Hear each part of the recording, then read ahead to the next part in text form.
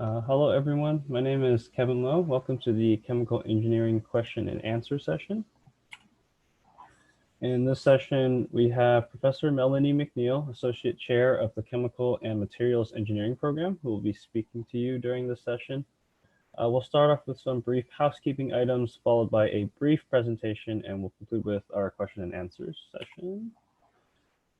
If you have a question, please use the Q&A button along the bottom of your screen to submit questions, and we'll try to answer them in the order they're posted. And we'll also cover how to give verbal questions here.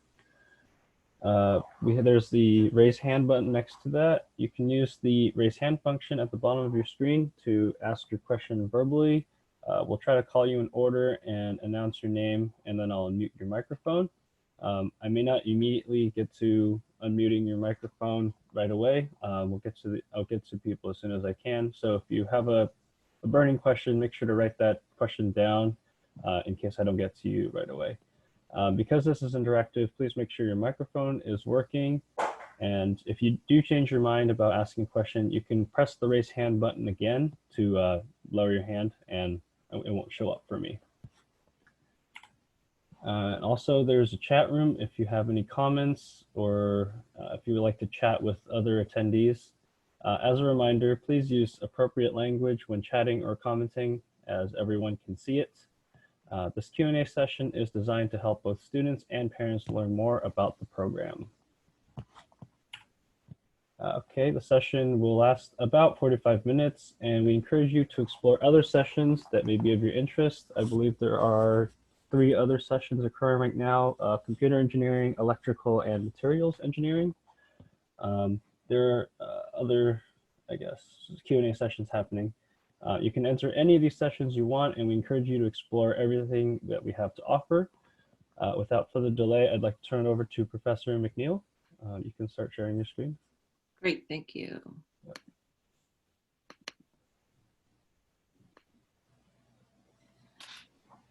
All right, good morning, everyone. I'm glad that you are able to make it here to our live Q&A session. As Kevin mentioned, I'm Professor Melanie McNeil. I'm in the Chemical Engineering program, and I'm in the Chemical and Materials Engineering department. So we have 2 majors in this department. I'm here today with Michael Abraham, who is a Chemie student who has graduated with his BS Chemie degree, and now he's here in the MS program in MS Chemie. And so he has good perspectives on what it means to be a chemical engineering student and why he chose the field. And I'm also here with Sarah Chowdhury, who is a senior in the chemical engineering program this semester, and will also be able to give you her perspective. I'm going to have each of them give a little introduction about why they chose chemical engineering. But before they start, I wanted to mention I'll have this website right here several times on the next couple slides. We only have a couple slides because we have a video at this website. When you go to it, you're on the front page of our homepage, and under events, it's going to say Admitted Student Day, and then it will have a link for chemical engineering and materials engineering. And if you hit the chemical engineering one, there's a video that talks about our program and what we would have gone over today if we were meeting in person. So I don't want to duplicate that result here. This is really for you to get your questions answered. But I want to point out this website, and I'll do it again at the end for anyone that might have come in after I said this. But Michael, do you want to give a short introduction and just maybe discuss a little bit about why you chose chemical engineering and what kind of career you're looking for to getting into, like what kind of job you think you'll end up taking? Sure. So, hi everyone. My name is Michael Abraham. I am a master's student here in SDSU for chemical engineering. I chose the field actually thinking, not knowing what to expect from it.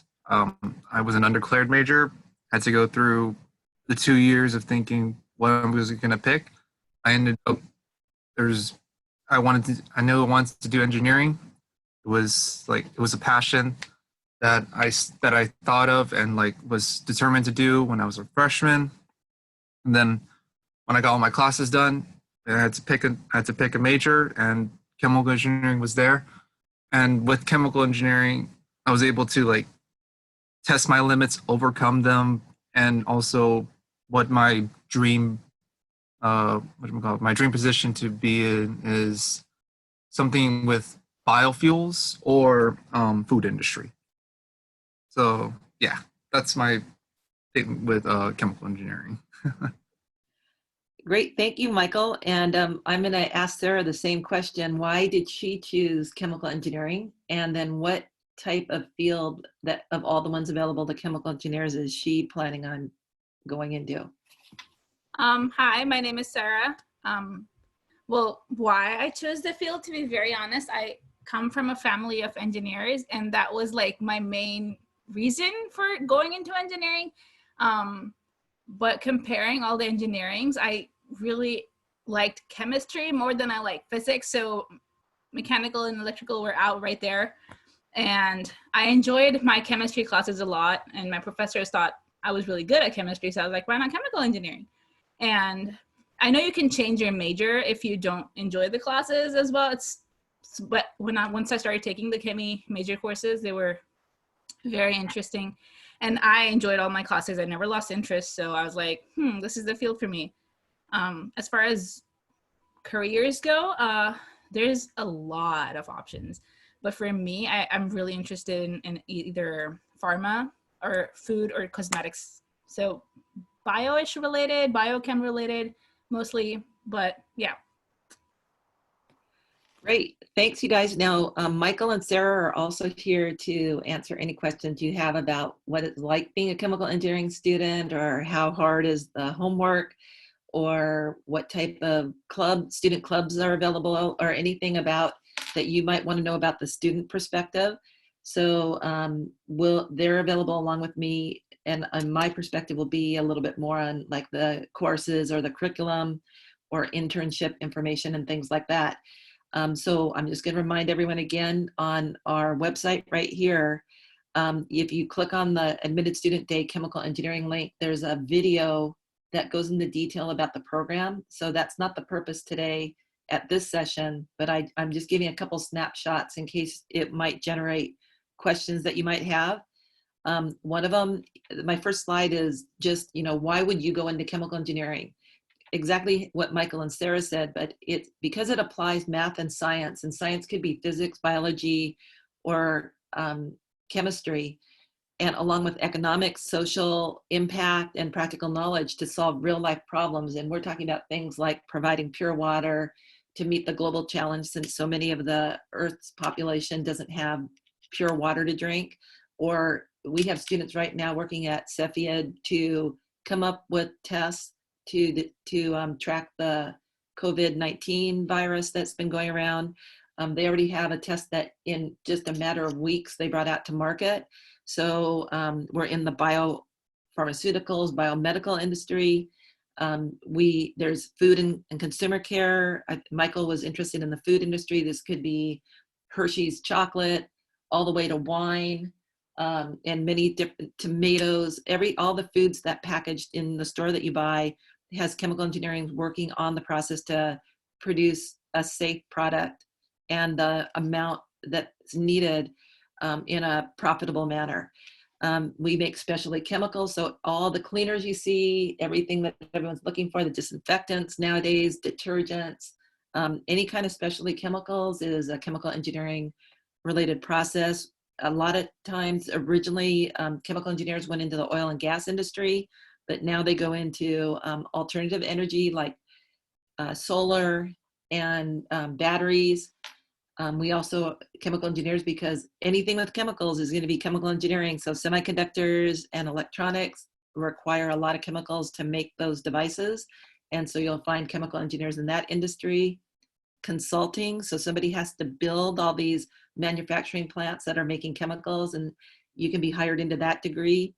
Some of the current frontier type jobs are in alternative energy, cosmetics, lab on a chip, such as the types of testing that they're developing for the COVID virus, smart sensors, so Internet of Things, and you can even think of something like with agriculture, if you have sensors out there feeding information to a data bank, you can figure out when you should water your crops versus just watering them on a regular cycle and maybe wasting water. So all of us have been in the drought. And if we can get smarter about how we do things by using Internet of Things monitoring, then the whole world benefits. So chemical engineers are really known as universal engineers because we go into anything, any field that is dealing with chemicals. It could be environmental protection, anything. So we use math, and if you hated chemistry, you could go into the physical part of chemical engineering, which deals with transport, like at microfluidics and building small drug delivery devices or things like that. If you love biology, you can go into pharma or food. If you like just chemicals in general, you know, you can see how many jobs there are. Anyone can find something that they're interested in chemical engineering. And right here, I'm putting our website again, just to highlight that if you go there, we have information for students who are considering chemical engineering. If you go to the Admitted Spartan Day page at this website down here, and click on chemical engineering, there's a lot of resources there, including a video for you. But chemical engineering, we do have a math-based curriculum. Sometimes that might scare people, but yes, math-based can be harder, but it really just means more studying. And I think Michael and Sarah, who have both been Sarah's almost about to graduate and Michael's already graduated from his BS degree and is working on his MS. It only gets harder gradually, year by year. You have a good support network here that makes the curriculum easier. That includes your course professors. There's a lot more contact at the CSU for you to directly meet your faculty members. You have academic counselors at many levels, either at the SDSU level. Each college, including engineering, has a student success center. Each department and program has an undergraduate advisor, and they're all here working together to help you overcome any obstacles you face as you work through your degree. We have some active student clubs for you to get involved in, and they, in chemical engineering, they do interesting things like the Chemi car. So they come up with ways of running a car using a chemical reaction, and they have a competition where they have some type of goal that's given on the day of the event, such as make that car run 100 feet and then stop. And they have to be ready to go when they have that design there to be able to control that car's speed and stopping power to try to win that event. You also have your student peers. We have a Chemi Maddie club room. So a lot of times the seniors help the juniors and that type of a thing. And also you help each other get through your classes. And of course, support and encouragement by parents. The other thing that I wanted to highlight is that this program, it has, because we're right in the Silicon Valley, we are heavily connected with local industry, and many of the students go on for industrial internships in their junior or senior year in particular. And over the past couple of years, San Jose State has really pushed the research side of the faculty. And so there's a lot of new hires, and there's many more undergraduate research opportunities for students who want to get experience while they're taking classes. It always seems worthwhile to look at the salaries. And I mean, medium salary, this was 2015, so it's a little bit low, but still medium salary is $66,000 for a newly graduated entry-level BS engineer. And but the mean annual salary is over $100,000. And you'll make more as you move up in companies and become the leader or the manager and that type of thing. So I just wanted to give you those few highlights to see if it generates any questions in particular that you have. And I'm going to open it up for questions right now. I don't see any in the Q&A, but maybe in the chat. Let me just double check here. Okay, nope, I don't see any particular questions. So we'll give you a few minutes to see if there's anything that anyone wants to ask.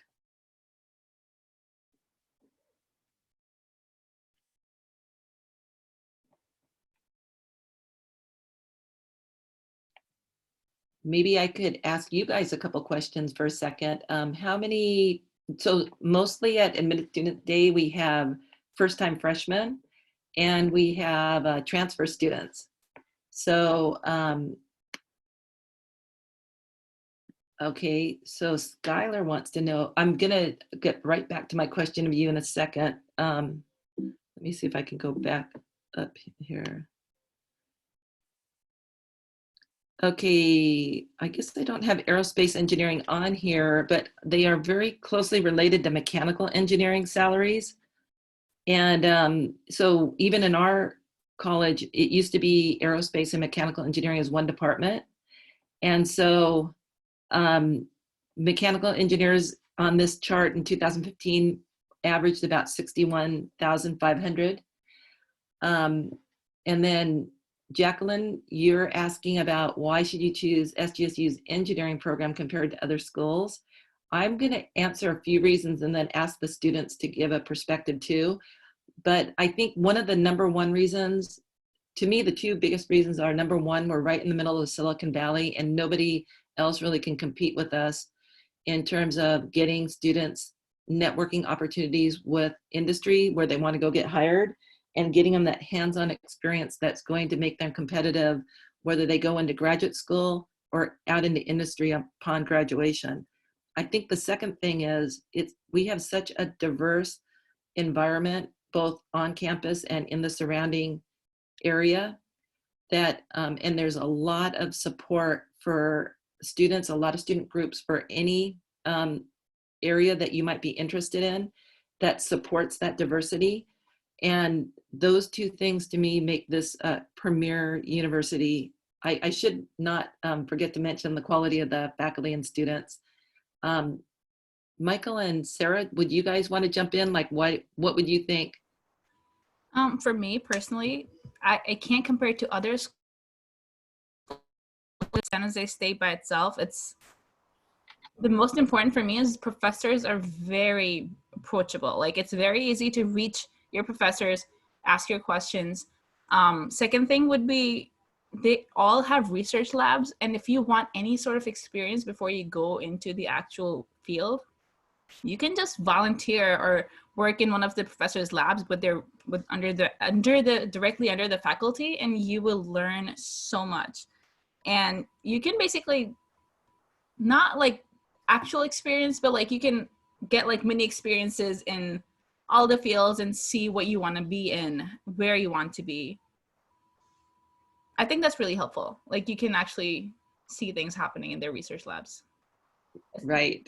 Get your hands-on experience as a student. Michael, do you want to add anything, or do you about anything different? I think Sarah covered everything that I could think of, actually. Yeah. And let's see then. Also, I wanted to double check with people. How many people here are, you could raise your hand if you want and then just click again and unraise it. But how many people are first-time freshmen or considering San Jose State as, okay, great. Yay. And then how many people would be transfer students? So we also get a lot of transfers from our local community college in particular, and you know, around the state. Any transfer students here today? If you want to click on raise your hand. Okay, then does anyone have any questions about the fall coming here? Would you be going into the dorm?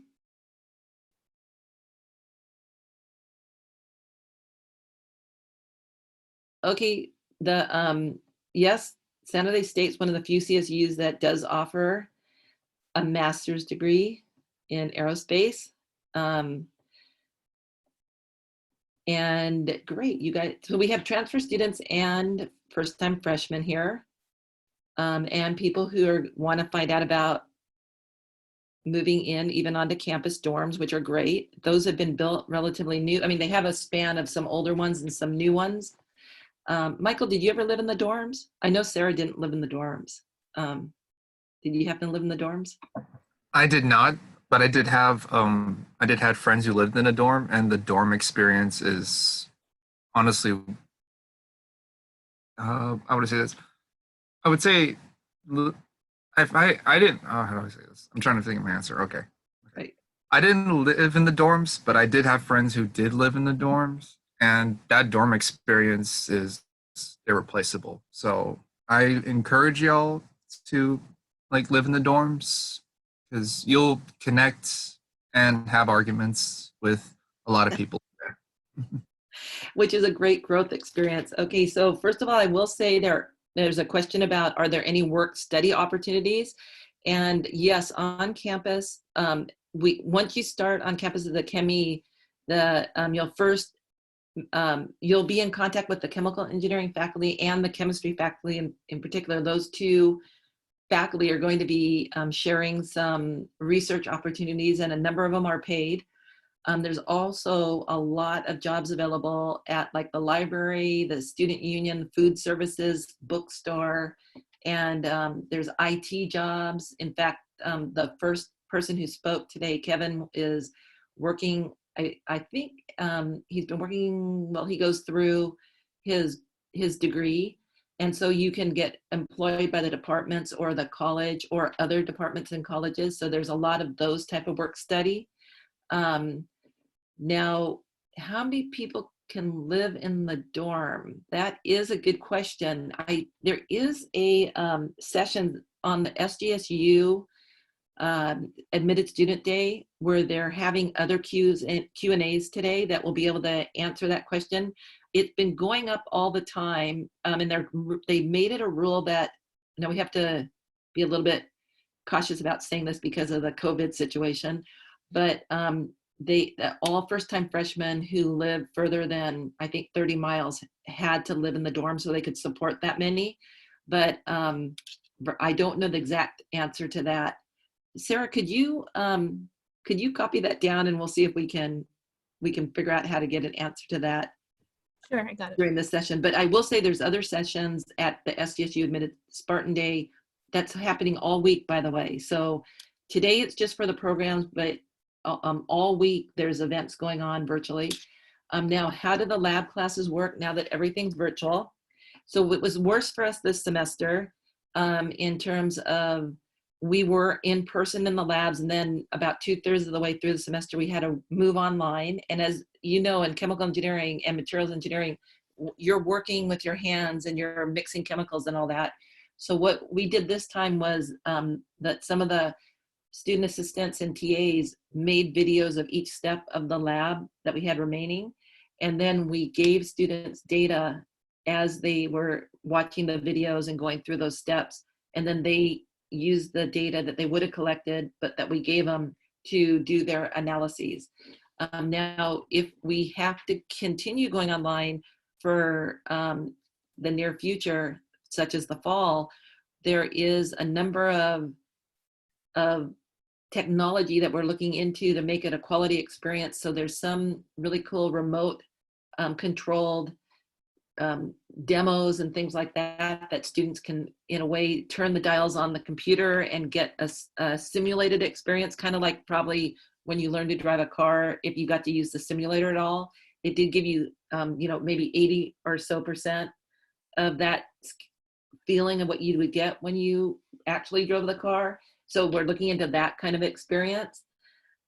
We do have a certain level. Okay, here's a question on, do we have a certain level of math entering San Jose State to go into the engineering program? That one is also a question I think that I don't know the answer to, but there's a certain, each program has a math score that they're looking for, but they're hoping students are ready to go into at least pre-calc, if not calculus. And that's the level that they're looking. They'll work with other students, but somewhat they are looking for students who can go into the higher level math right away, because most of the engineering programs are built on, differential equations type math, calculus based math. Okay, so you haven't taken pre-calc. I do think it is best if you could take math during the summer and just get your skills up, because math is just a fundamental. And if you don't have a certain level of math, it will block you from moving forward very quick. So there might be a bridge program. They were looking at that. So I think some of that decision's in flux right now. But if you, we have a Google form on our website, which I'm gonna, let me just move to that website really fast so it's up here. This website down here has a Google form on it for you to ask any questions that I'm saying, hey, I don't know the answer to that. And we'll be able to get back to you by email or phone. On the, one of the questions that we have here is on the internship program. So what happens is a lot of our students, so we provide the most engineers to the Silicon Valley than any other university, even nationwide or worldwide. So our alumni come back and they start letting us know, hey, we have the summer internship program here. Please announce it to your students. So this is at companies like Genentech in the pharma and biomed area. It's at Cepheid, which is a biodiagnostics company. At Applied Materials. Apple is hiring a lot of our students in Google because they have them working on battery projects. Jabil Manufacturing, which comes up with really cool ways to manufacture things like Fitbits and all that type of equipment, smart cars, everything. They manufacture everything. They hire students as internships. So we advertise it, or we suggest where you can look to find it, because we have a great career fair. I mean, a career office that also collects internships. And so students get to apply, and we also have career fairs on campus and in the department, so you can network and meet someone who gets to know you, and then that can help you move your resume through the system. NASA's a big internship program local to the area. So those are the types of things. If I did not answer the right aspect of that, just ask a different question. Now, I just wanted to say, anybody that entered SDSU in one major can transfer to ChemE or any other major. It's a very simple process, and the Associate Dean of Engineering, Dr. Ginny Rhee, can let you know what to do. But if you want to type me that question on a form, I can send you the information on how you change majors, but it's super easy. It's kind of a paperwork issue. Now for the, here's a question on the average class size for the intro classes, and if the upper division classes get smaller. Definitely upper division classes get smaller. Sarah and Michael, did you guys were here, I think in the early, for the early like chemistry 1A, which I think would be one of the big class, and math 133A. Were you guys in those classes? No, I'm a transfer student. I started. Okay. Yeah. Michael? I was. Okay. How big were those ones? For chemistry was about 300 students. Oh my gosh. In one lecture? Yeah, Okay. it was kind of big at the time. And differential equations was about like, I think 100 students. Okay. So chemistry 1A is in our first year, freshman, and then differentials usually, I think, second, right? Michael, that would probably be second. So you can see it drops off. Well, for our upper division ChemE classes, we usually don't have more than 60. And so it definitely that's divided. If it's because in Yeah. our class we had almost 70 people, and it was always divided into 2 sections for each lecture. Yep, so that we could have more face-to-face time with students. So right now we're able to do that kind of division. So for sure the upper division classes are much smaller. And then in terms of an honors program, there is an honors program that's being developed in the College of Engineering. And right now, I think it originated in EE, and they're expanding it out to other programs. So it's in development, I would have to say.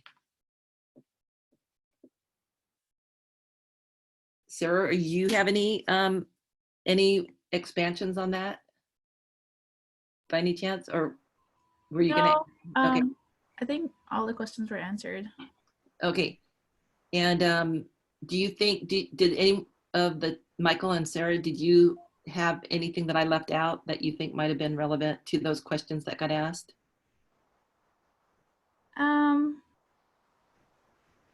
I don't think so. Just the class size wise, I already said it. We have never had more than 40 people in upper division classes. And in labs, it's even smaller. It's like 12, 13 people. where it's wet labs. Dry labs, you have, of course, more, just like lecture. But everything is pretty small, and you have the chance to talk to your professor one-on-one a lot more in upper division classes.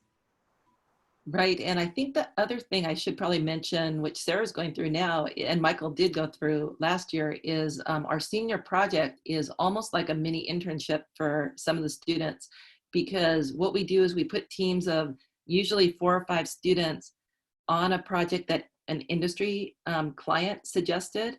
And the faculty member kind of is an overall manager of those industry clients and the student groups working on their senior design project.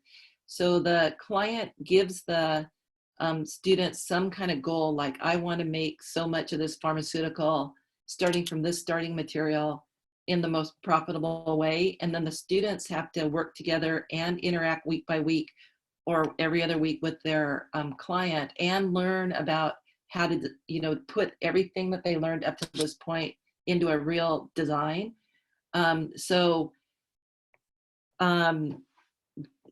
That is a really kind of a mini type internship. So Sarah might be able to discuss that in a little more detail in a minute, but I just wanted to answer one question that came in.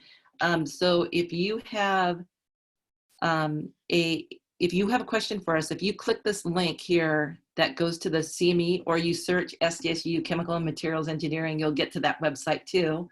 But on that page, near the bottom, it's not that big of a page, but it talks about events and admitted student day event. And underneath those 2 links for admitted student day, it's going to say, if you have any questions, type them out on this Google form. So there's a Google form there. And also, my name is Melanie McNeil. So the way we work at SDSU for the most part is it's your first name, last name at sdsu.edu. So you could email me any questions you have. It's MELANIE. In fact, my name should show as I'm talking right up here. But it's melanie.mcneil@sdsu.edu. I think you could also find me if you search SDSU plus Melanie McNeil, and you'll get my email. So let's see, Michael and Sarah. It is an expensive city in San Jose. How easy is it to pay for everything, like to support yourself, if you have to support yourself? I should mention that the College of Engineering has some scholarships, and the department has some small scholarships, but it's looking at developing 1 or 2 more bigger ones. But definitely look at the College of Engineering Engineering Student Scholarship webpage, because they have some very good scholarships there too. And of course, there is Workstudy. I might have misanswered this question before, but there is actually like federal Workstudy type programs too, where you get a certain amount of money and you just find a department that hires you to do work. Okay. Or I was thinking that there's also regular jobs that you can go and apply for too, whether or not there's Workstudy funds that back those jobs up or not. But Michael and Sarah, what have you guys done, or how hard have you found, if you were supporting yourself? Yeah. San Jose is pretty expensive, to be honest. But if you qualify, you can always apply for financial aid. That helps a lot. And that covers all of your tuition. In addition, you can apply for scholarships. There's a lot of scholarships. You can apply for whatever you qualify for. There's also work on campus. So Michael and I both actually worked in peer connections, which is like tutoring. That helps out. There's a lot of ways you can work while you're studying and apply for financial aid, scholarships. I think it works out. Yeah. Also, in my experience, if because some of y'all might have to leave the dorm after your first year, make friends, know the people around you, because maybe down the road you might want to like share an apartment or studio with them. At least you're going to be around people that they'll stick around, but also plan everything. And for me, it's like sometimes I had to commute back home to Stockton just because I had to deal with stuff with at home. So if you can find like an apartment complex out there in San Jose, I would say start your spring semester if you know that you're about to move out, or even at the end of the fall when a lot of people are like graduating stuff.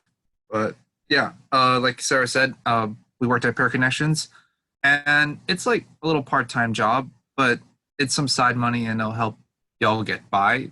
But there's a lot of people that are actually working like everywhere in the mall or at little tutoring sessions for kids, even over there in industry.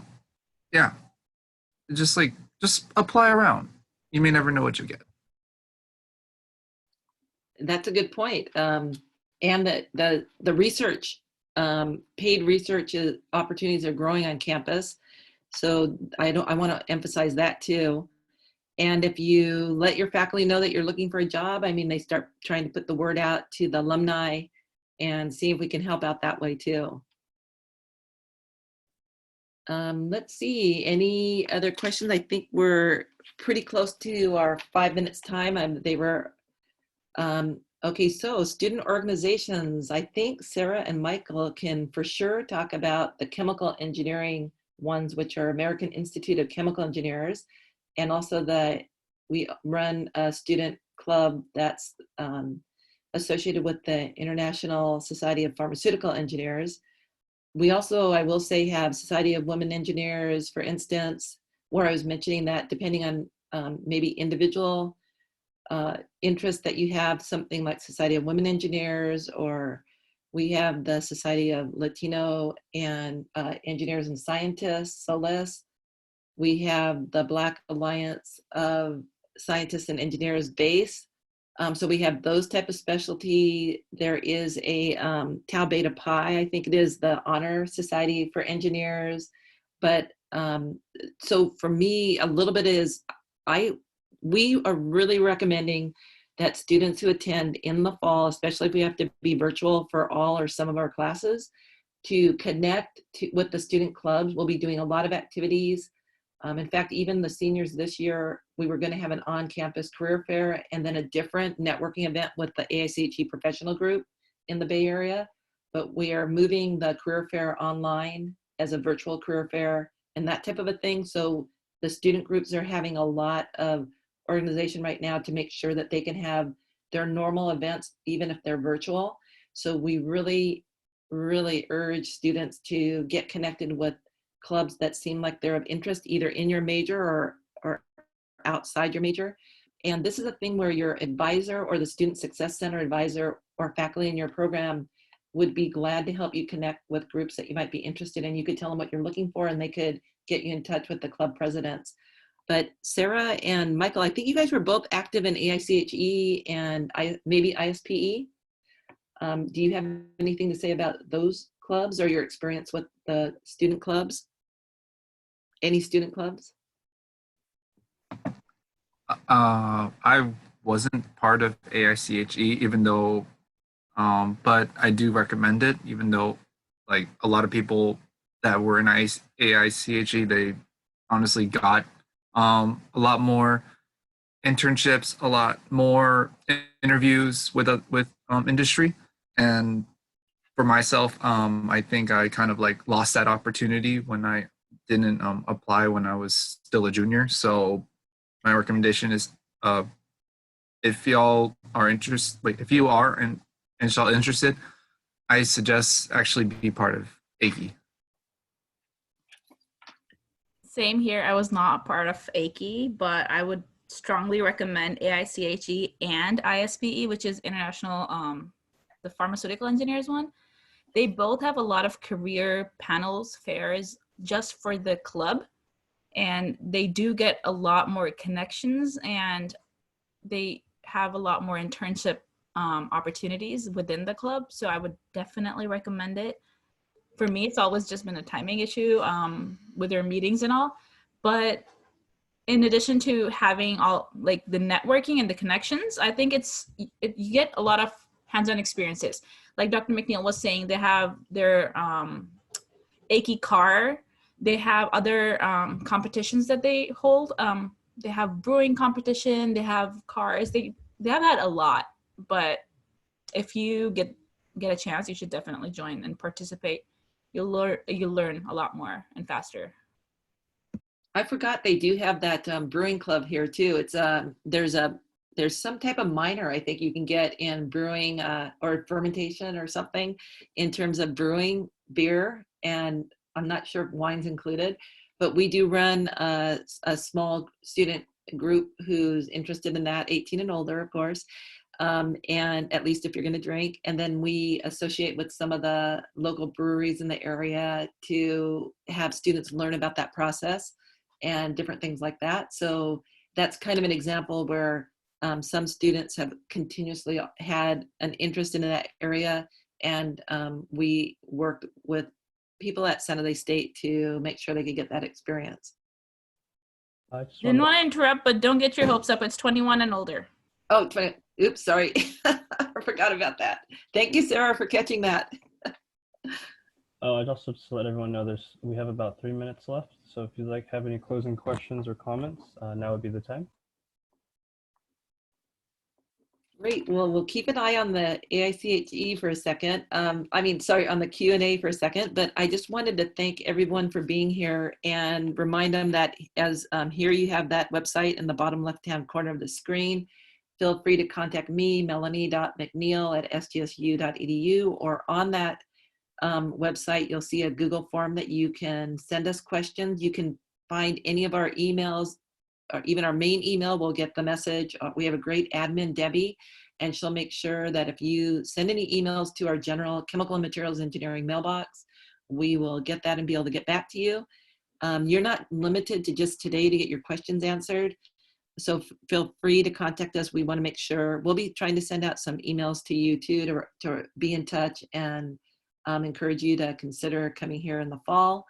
And remember that there's a whole week of activities, including virtual tours, information about admissions, advising. There's deadlines that you do have to adhere to if you're planning on coming here. And that's addressed in the San Jose, the university level admitted student day.